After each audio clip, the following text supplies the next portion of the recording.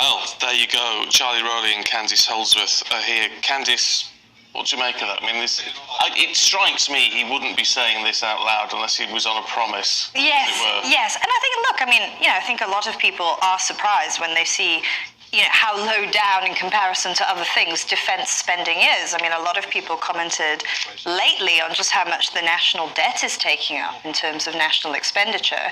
Yet we live in a very unstable world right now, and you would think that they would prioritise things like defence. Of course, what will that money go on? What will the conflict of the future look like?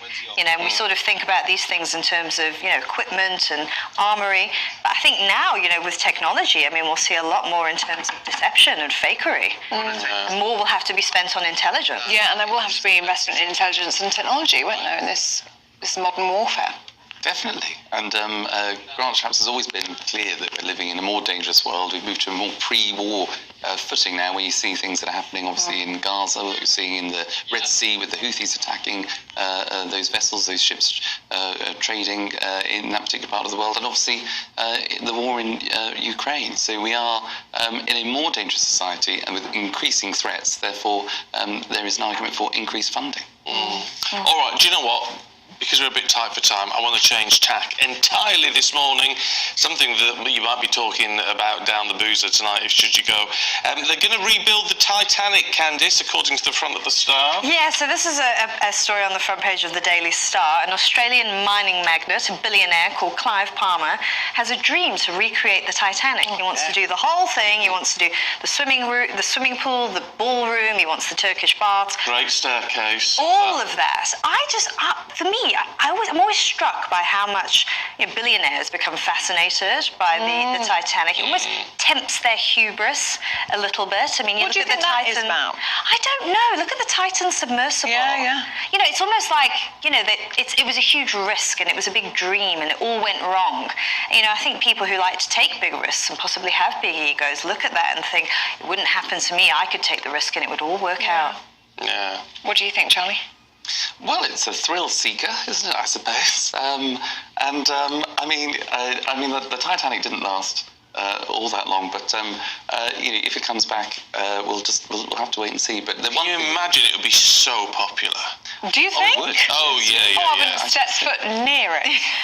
Why would you? Well, if you're intrigued by the history of it all, and obviously it's got lots of attachment to it. There'll be film out there wanting to go and stand at the front deck, recreating that brilliant pose with Leonardo DiCaprio and Kate Winslet. I'd go on it. Proposals will take place. Would you? Oh yeah, go on in a heartbeat. You couldn't pay me. What about you, Charlie? Would you find yourself on a Titanic remake? Well, if somebody was going to sing to me that my heart will go on, or propose to me on the top deck, you'd be straight there, wouldn't you? I'd be always, yes. I mean, try and stop me. I mean, the point is, it's not going to have the flaws that it had. No. Aren't going to be obviously recreated. There'll be lifeboats. Yeah. Well, I mean, I'd love to see what this actually looks like. I mean, he said he wants to do it. I mean, will it actually be as tasteful and beautiful as the Edwardian Titanic was, or could it be something really tacky and really just I'm derivative? sure it'd be beautiful. Wow. But let's hope there's lifeboats and yes.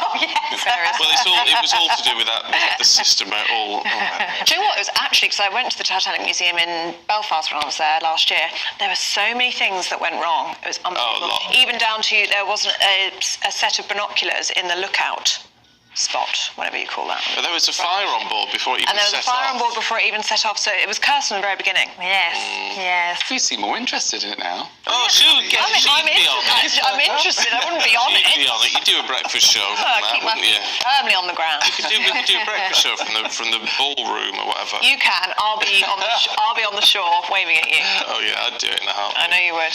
Charlie, Candice, sorry, short but sweet, but we'll see you in the next hour. Thanks very much indeed. Let's have a look at the weather now with Alex.